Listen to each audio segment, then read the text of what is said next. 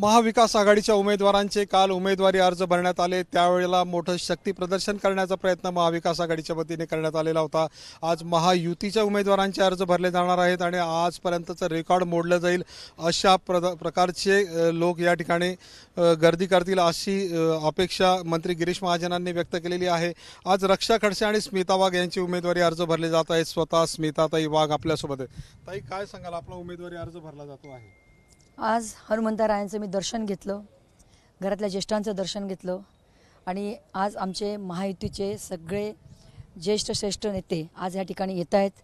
आमचे देवेंद्रजी फडणवीस साहेब, आमचे चंद्रशेखर बावनकुळे साहेब प्रदेशाचे अध्यक्ष, तसेच आमचे संकटमोचन सन्माननीय गिरीश भाऊ महाजन, आमचे पालकमंत्री सन्माननीय गुलाबरावजी पाटील साहेब, तसेच आमचे मंत्री दुसरे अनिलदादा पाटील साहेब, या ठिकाणी चिमनाबा आहेत, आमचे राजमामा भोळे आहेत, आमचे मंगेशदादा आहेत, किशोरप्पा आहेत, आमच्याबरोबर जयप्रकाश बाविस्कर साहेब आहेत, आमचे जिल्ह्याचे अध्यक्ष ज्ञानेश्वरजी जळकेकर महाराज आणि महायुतीचे सगळे अडकमोल साहेब, या ठिकाणी सगळे महायुतीचे सगळे सन्माननीय पदाधिकारी आणि आमचे सगळे कार्यकर्ते यांच्या सगळ्यांच्या सोबत मी आज या ठिकाणी उमेदवारी अर्ज दाखल करते।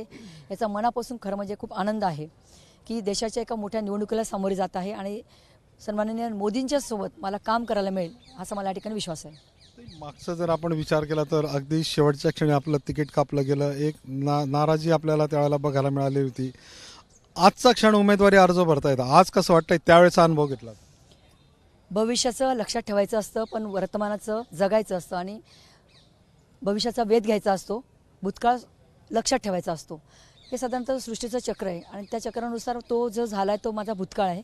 मी आता वर्तमान जगते आणि भविष्याचा माझ्याकडे वेध आहे। तर त्या माध्यमातून आज मला खरंच आनंद आहे, सगळ्यांनाच आनंद आहे की एखादी गोष्ट मिळाली म्हणून आयुष्य राहत नाही आणि त्याच्यासाठी काही आयुष्यात कुठं थांबतं आहे असं मला वाटत नाही। तो काळ होता, तो गेला आहे। आता नवीन गोष्टींसाठी आपण सुरुवात करूया आणि त्याला सामोरं जाऊया। एक विरोधकांकडनं एक चर्चा सातत्याने केली गेली की बाबा आपलं तिकीट कापलं जाणार आहे, करण पवारांना उमेदवारी दिली आणि त्यानंतर आपलं तिकीट कापलं जाणार आहे आणि आज उमेदवारी अर्ज तुम्ही भरताय।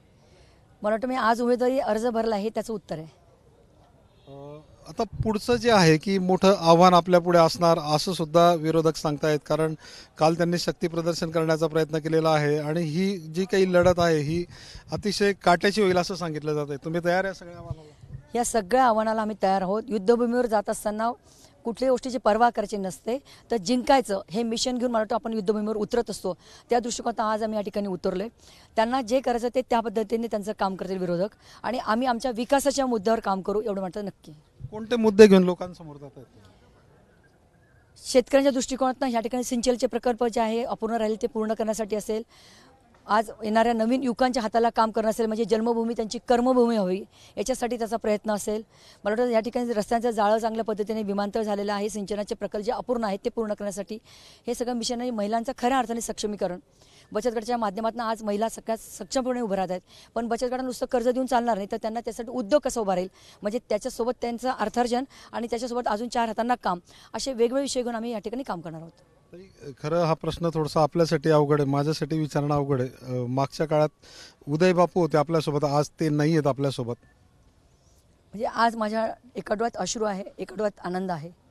आजपर्यंत ते खंबीरपणे माझ्या पाठीशी उभे होते, पण 4 वर्षापासून आज आम्ही त्यांना उभे नाही हेच आम्हाला कुठेतरी दुःख असतं।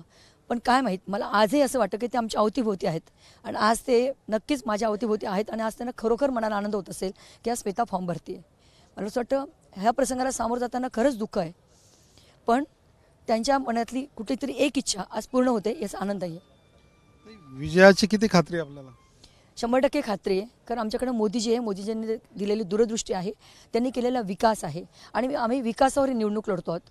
त्याच्या रेषा कमी करून आम्ही ही निवडणूक लढवत नाही आहेत, तर आम्ही आमच्या कामाची रेषा वाढवत आहोत आणि त्या माध्यमातून आम्ही निवडणूक लढवत आहोत आणि जनतेवर विश्वास आहे, कारण जनतेला विकास हवा आहे, जनतेला बाकीच्या गोष्टी नको आहेत आणि विकासाच्या दृष्टीने आम्ही पुढे जात आहोत।